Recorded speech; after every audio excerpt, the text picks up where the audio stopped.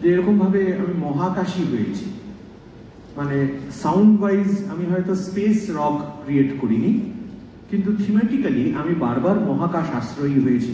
সে আমার উপন্যাস হোক, সে আমার গান হোক।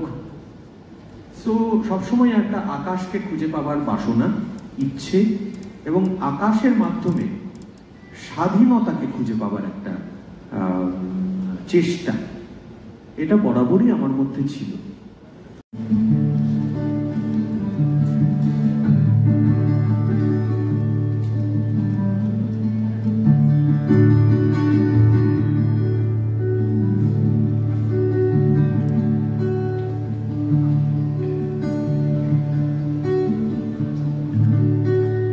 আমি তো দেখিনি ভোর হওয়া কাকে বলে,